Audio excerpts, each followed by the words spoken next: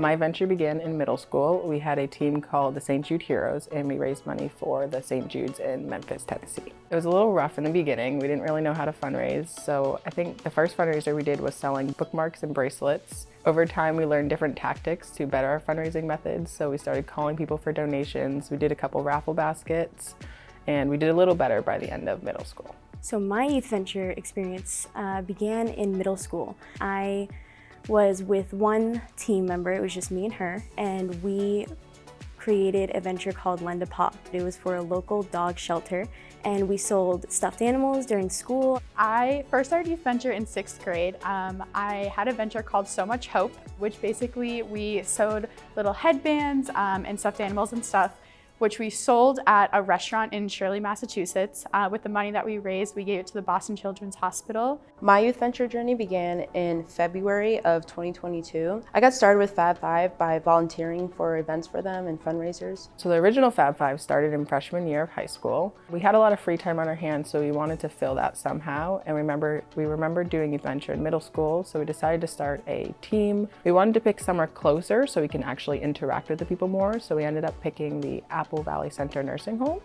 and then we started planning fundraisers. So the nursing home mattered to me because I had a grandmother in a nursing home, and I knew how the activities department was definitely on the low side for them. So I thought, why not make my local nursing home a little more happier? Our original mission was just to get the nursing home residents stuff they wanted or needed, so like baby dolls and coin purses and bingo prizes and stuff like that. So they asked for like a barbecue and for laptops and for puzzles and stuff. And then after we got everything they needed, we then started getting supplies to interact with them. For us to take the time and help them, I feel like they really appreciate it and they enjoy the events that we put together for them, and seeing them have a good time with their residents and with the events that we do, I feel like they really enjoy it.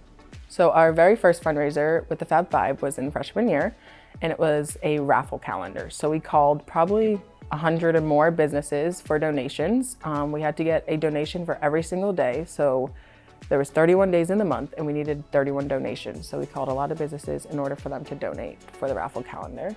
And then once we were able to put the calendar together, we went door to door and sold calendars. So with my time in the Fab Five, we definitely did a lot of fundraisers. My favorite one was the drive-in movie that we did. Probably the one towards Halloween when we did Nightmare Before Christmas.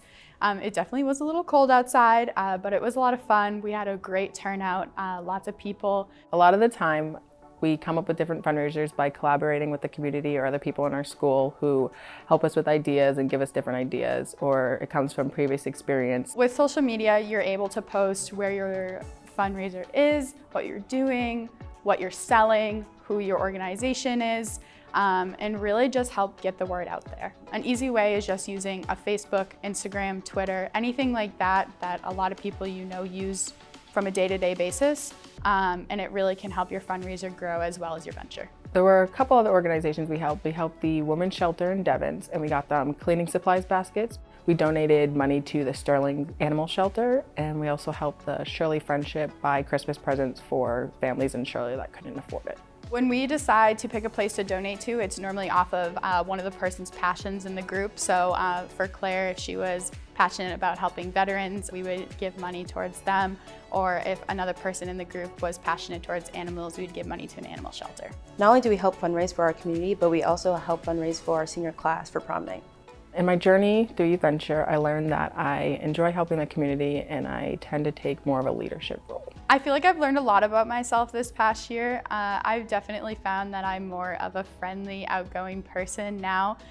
Before, I definitely felt like I was just like me, and I just feel like I always need to be in charge of everything. But finally being a part of a group and having other people say, I've definitely learned to just be more open to other people's ideas instead of just feeling that I know what's always best and that other people have opinions and will make things better. I've definitely learned how to be more social because I'm very introverted, so when it comes to branching out and talking to the residents and talking to other companies and organizations, it definitely helps me with communicating skills.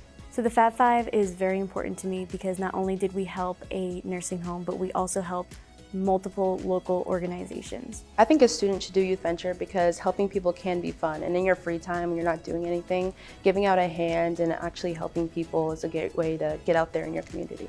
Gives you a sense of leadership, really helps you become a better person. Making people happy makes you feel happy.